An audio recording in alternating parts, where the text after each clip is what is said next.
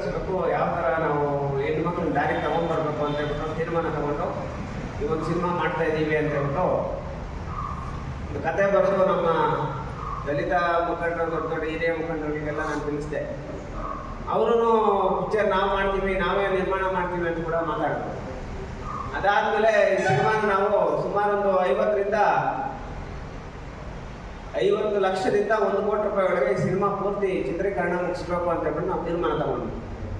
ಸುಮಾರು ಜನ producers phone ಮಾಡ್ತಾ ಇದ್ರು, ಮಾತಾಡೋಣ ಬರ್ರಿ ಸಿಗೋಣ ಈ ಥರ ಎಲ್ಲ ಮಾತಾಡ್ತಾ ಇದ್ರು, ಎಲ್ಲ ಓಕೆ. ಬಟ್ ಈ ಪಿಕ್ಚರ್ ಸಂಬಂಧಪಟ್ಟಂಗೆ ಬೇರೆ ಬೇರೆಯವ್ರು ಬರೋರೆಲ್ಲ ಅದರಿಂದ ಬರೋಂಥ ಲಾಭ ಏನು, ನಾವು ಎಷ್ಟು ಚಿತ್ರಮಂದಿರಗಳಲ್ಲಿ ಸಿನಿಮಾ ರಿಲೀಸ್ ಮಾಡ್ತೀವಿ, ಅದರಿಂದ ಏನೇನು ಅನುಕೂಲ, ಇದನ್ನೇ ಮಾತಾಡೋಂಥ ಕೆಲಸ ಮಾಡ್ತಾ ಇದ್ವಿ.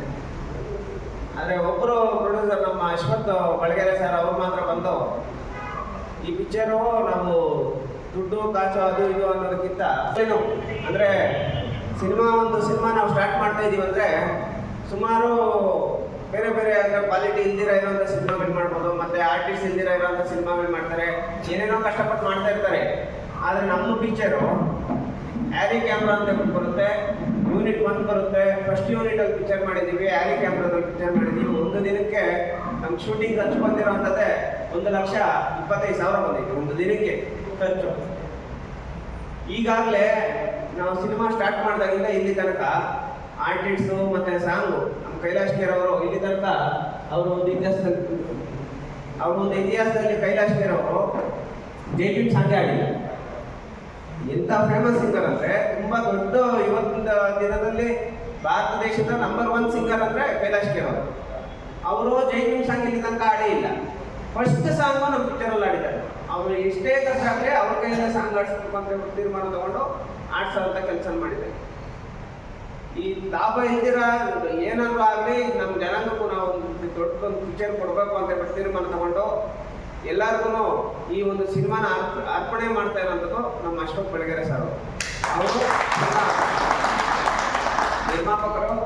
ಅದೇ ರೀತಿ ಇಲ್ಲಿ ತನಕ ಒಂದು ಸಾಂಗು ಫೇಮಸ್ ಸಾಂಗ್ ಅಂದರೆ ಜೈಬಿನ್ ಸಿನಿಮಾದಲ್ಲಿ ಆಡಿರೋರು, ಮತ್ತು ಅಸುರನ್ ಪಿಕ್ಚರಲ್ಲಿ ಮತ್ತು ತುಂಬ ಸಿನಿಮಾಗಳಲ್ಲಿ ಆಡಿರೋಂಥ ಸೈಂಧವ್ಯ ಅವರು ಒಂದು ಸಾಂಗ್ ಆಡಿದ್ದಾರೆ, ಕೈಲಾಶ್ ಖೇರ್ ಅವರು ಒಂದು ಸಾಂಗ್ ಆಡಿದ್ದಾರೆ.